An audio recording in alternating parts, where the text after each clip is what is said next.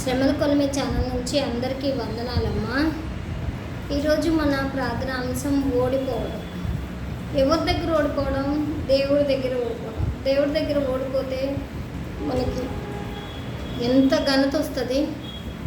యాక్చువల్గా దేవుడి దగ్గర ఓడిపోయినప్పుడు మనల్ని మనం తగ్గించుకుంటాం కదా. దీన మనస్కులు ఆయనకి యోగ్యులు కదా. ఆ దీన మనసులు యోగ్యులైనప్పుడు మనల్ని మనం తగ్గించుకుంటే దీన మనసులు అవుతాం కదా. అప్పుడు మనం దేవుడి దగ్గర ఓడిపోతే గెలుస్తాము. నిజ జీవితంలో గెలవాలంటే దేవుడి దగ్గర ఓడిపోవాలి, ఆయనతో పోరాడి ఓడిపోవాలి, ఆయన్ని మనం గెలుచుకోవాలి. ఆయనని గెలుచుకున్నామనుకోండి, మనకి ఏమైనా తక్కువ ఉంటాయా? ఆయన ఇచ్చే ఈవులు ఏవి మనకి తక్కువ ఉండవు. సో దేవుడి దగ్గర ఓడిపోవడానికి మనకు సహాయం చేయమని అడుగుదాం. అంటే భరించలేని శ్రమలు అయితే దేవుడు మనకి ఇవ్వడమ్మా. మనం భరించగలిగిన శక్తి ఉన్నంత శ్రమలు మాత్రమే ఇస్తాడు. ఓకేనా? ప్రార్థించాం.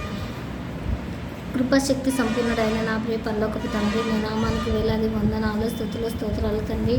తండ్రి అని వేణువులతో కొనియాడుచుండగా మాకు సహాయం చేయండి తండ్రి. నీ దగ్గర మేము ఓడిపోవడానికి, నీ దగ్గర విధేయులు అవ్వడానికి, నీ దగ్గర లొంగి ఉండడానికి మాకు సహాయం చేయండి తండ్రి. ఆ మనసు మాకు కలుగు చేయండి తండ్రి.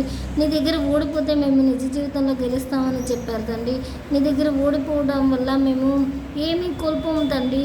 నీ దగ్గర ఓడిపోయినప్పుడే మేము గెలుస్తాం తండ్రి నిజ జీవితంలో తండ్రి. యాకోబు ఓడిపోయాడు. యాకోబు ఓడిపోయినప్పుడు మీ దగ్గర గెలిచాడు కదా తండ్రి. మీ దగ్గర ఓడిపోయి ఎప్పుడైతే మీ కాళ్ళ మీద పడి నన్ను ఆశీర్వదించమని అడిగినప్పుడు మీరు వెళ్ళిపోతా కూడా ఆశీర్వదించి వెళ్ళిపోయారు కదా తండ్రి. యాకోబుని ఇశ్రాయేలుగా మార్చిన దేవుడు తండ్రి. ఇశ్రాయేలుగా మారిన తర్వాత యాకోబు ఎంతో జీవితాన్ని గడిపాడనేసి చెప్తూ ఉంటారు తండ్రి. మేము నిజ జీవితంలో గెలవాలంటే మీ దగ్గర ఓడిపోవాలి తండ్రి.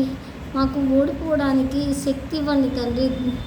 మీ కృప మా మీద ఉంచండి తండ్రి అని మాకు సహాయం చేయమని యేసయ్య కృపానామమున ప్రార్థించి అడిగి వేడుకొంచున్నాం తండ్రి. ఆమెన్. వందనాలమ్మా.